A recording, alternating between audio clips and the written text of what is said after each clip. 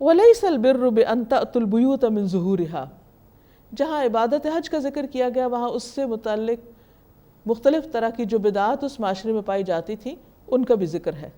ان میں سے ایک یہ تھا کہ احرام کی حالت میں اگر لوگ گھر سے ایک دفعہ نکل جاتے تو وہ واپس اگر کسی کام سے ان کو آنا پڑتا گھر میں تو وہ دروازے سے نہیں آتے تھے، کیونکہ ان کے خیال میں سر کے اوپر کوئی سایہ نہیں آنا چاہیے، کیونکہ جیسے آپ جانتے ہیں کہ احرام کی حالت میں سر کھولا جاتا ہے، اس پہ کپڑا نہیں لپیٹا جاتا، مرد حضرات جس طرح احرام پہنتے ہیں۔ تو انہوں نے اپنے لیے یہ لازم کر لیا، یعنی ایک حکم کی پابندی میں اتنی شدت اختیار کر لی کہ اگر کسی ضرورت کے تحت بھی کسی چیز کے نیچے سے گزرنا پڑے تو اس کے نیچے سے نہ گزرو، اور اس کے لیے وہ اتنی مشقت کرتے تھے کہ چھت کے اوپر سے پھلانگ کر آتے، پچھلی دیوار سے آتے، تو اس کی یہاں پر اصلاح کر دی گئی۔ فرمایا وَلَيْسَ الْبِرُّ بِأَن تَأْتُوا الْبُيُوتَ مِن ظُهُورِهَا، یہ کوئی نیکی کی بات نہیں ہے، نیکی کا کام نہیں ہے کہ تم اپنے گھروں میں پچھواڑے سے آؤ، پیچھے کی طرف سے آؤ۔ وَلَكِنَّ الْبِرَّ مَنِ اتَّقَى، لیکن نیکی تو اس کی ہے جو تقوی اختیار کرے، اللہ سے ڈرے۔ اصل نیکی خدا کا ڈر ہے، اور خدا کے ڈر سے انسان کوئی بھی کام جو کرتا ہے چھوٹا یا بڑا وہ نیکی کا کام ہوتا ہے۔ وَأْتُوا الْبُيُوتَ مِنْ أَبْوَابِهَا، اور گھروں میں ان کے دروازوں سے ہی داخل ہو۔ یہ اگرچہ ایک مخصوص حکم ہے لیکن اس کا اطلاق عام روزمرہ زندگی پر بھی ہوتا ہے کہ انسان کسی بھی کام کے کرنے کا ایک معقول، معروف اور سیدھا طریقہ اختیار کرے، کیونکہ اسی میں انسان کے لیے خیر و بھلائی ہے۔ وَاتَّقُوا اللَّهَ، اور اللہ سے ڈرو، لَعَلَّكُمْ تُفْلِحُونَ، تاکہ تم فلاح پا جاؤ، کامیاب ہو جاؤ۔ اس کے بعد قتال کا حکم دیا جا رہا ہے۔ مکہ میں مسلمان کمزور تھے، لہٰذا طرح طرح کی تکلیفیں برداشت کرتے رہے اور کوئی جوابی کارروائی نہ کر سکے۔ وہاں جوابی کارروائی کرنا ممنوع تھا۔ رسول اللہ صلی اللہ علیہ وسلم جب مدینہ میں ہجرت کر کے تشریف لے آئے تو یہاں بھی آپ کے دشمنوں نے آپ کو چین سے بیٹھنے نہیں دیا۔ دوسرے ہی سال ہجرت کے جنگ بدر ہوئی، پھر اس کے ہر سال بعد مختلف جنگیں پیش آتی رہیں۔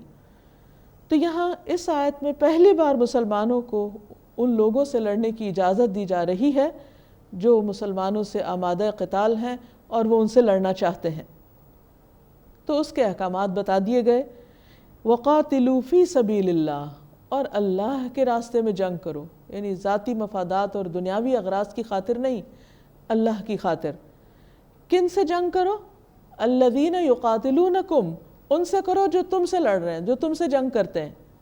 وَلَا تَعْتَدُوا، اور زیادتی نہ کرو، یعنی جنگ میں بھی زیادتی اور ظلم سے منع کیا گیا۔ وہ کیا کہ مثلاً قیدیوں کا یا جو مقتول ہیں ان کا مسئلہ کیا جائے، اذیت دے دے کر مارا جائے، یا پھر یہ ہے کہ ان کے ساتھ ان کو جلا دیا جائے، یا پھر عورتوں، بچوں، بوڑھوں کو قتل کیا جائے، یا درختوں کو بلا وجہ کاٹ دیا جائے، یا جانوروں کو نقصان دیا جائے، یا زمین پر کسی قسم کا فتنہ فساد کیا جائے۔ یعنی جنگ کی تو اجازت ہے بوقت ضرورت، لیکن اس میں زیادتی، ظلم اور گناہ کے کاموں کی اجازت نہیں ہے۔ اسی طرح خیانت سے روکا گیا۔ صحابہ کے دور میں ایک شخص جو کہ آپ کے ساتھ ایک جنگ میں شریک ہوا اور مارا گیا، تو لوگوں نے کہا کتنا خوش قسمت ہے، شہید ہوا۔ آپ نے فرمایا اسے شہید نہ کہو، میں اس پر آگ کی چادر چھائے ہوئے دیکھ رہا ہوں جو اس نے مال غنیمت میں سے چرا لی تھی۔ یعنی جنگ میں اگر کچھ مال تمہارے ہاتھ آتا ہے تو وہ اپنی مرضی سے آپا داپی سے اس کو نہیں استعمال کر سکتے، اس کو تمہیں جمع کرانا ہوگا اور وہاں سے پراپر وے میں تقسیم ہوگا۔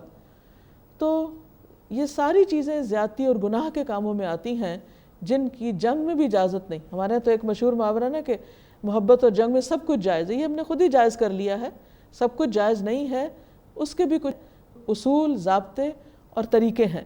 پھر فرمایا ان اللہ لا يحب المعتدین، اللہ زیادتی کرنے والوں کو محبوب نہیں رکھتا، وہ اللہ کے پسندیدہ بندے نہیں ہوتے۔ وَاقْتُلُوهُمْ، اور ان کو قتل کرو، حَيْثُ ثَقِفْتُمُوهُمْ، جہاں تم ان کو پاؤ۔ وَأَخْرِجُوهُمْ مِنْ حَيْثُ أَخْرَجُوكُمْ، اور تم بھی ان کو نکالو جہاں سے انہوں نے تمہیں نکالا تھا۔ اشارہ ہے مکہ کی طرف جہاں سے نکلنے پر مجبور کر دیا گیا تھا مسلمانوں کو، تو اب مسلمانوں کو اجازت دی جا رہی ہے کہ تم بھی ان کو نکال کر وہاں پر قابض ہو سکتے ہو، جو کہ بالآخر فتح مکہ کی شکل میں ہوا بھی۔ والفتنۃ اشد من القتل، قتل کرنا کوئی اچھی بات نہیں، لیکن فتنہ فساد قتل سے بھی بڑی چیز ہے، اور یہاں فتنے کا معنی شرک بھی رکھا گیا ہے۔ ولا تقاتلوہم عند المسجد الحرام، اور ان سے جنگ نہ کرو مسجد حرام کے پاس، یعنی خانہ کعبہ کے پاس خون مت بہاؤ، جنگ نہ کرو، حتی یقاتلوکم فی، یہاں تک کہ وہ تم سے اس میں جنگ کریں، پھر تو جواب دینا ہوگا ورنہ تو سب ختم ہو جاؤ گے۔ فَإِن قَاتَلُوكُمْ فَاقْتُلُوهُمْ، پھر اگر وہ وہاں تم سے جنگ کریں تو تم بھی ان کو قتل کر سکتے ہو۔ كَذَلِكَ جَزَاءُ الْكَافِرِينَ، یہی بدلہ ہے کافروں کا۔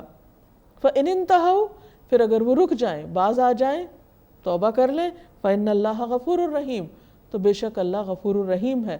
اور بہت سی مثالیں ہمارے سامنے ہیں کہ بہت سے لوگ جو ایک وقت میں نبی صلی اللہ علیہ وسلم کے خلاف لڑے، لیکن بعد میں انہوں نے توبہ کر لی، اسلام قبول کر لیا، اور پھر اسلام کی صفوں میں شامل ہو گئے اور بڑے بڑے کارنامے انجام دیے۔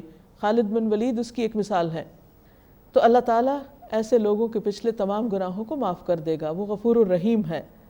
وَقَاتِلُوهُمْ حَتَّى لَا تَكُونَ فِتْنَةٌ، اور ان سے جنگ کرو یہاں تک کہ فتنہ باقی نہ رہے، وَيَكُونَ الدِّينُ لِلَّهِ، اور دین اللہ ہی کے لیے ہو جائے۔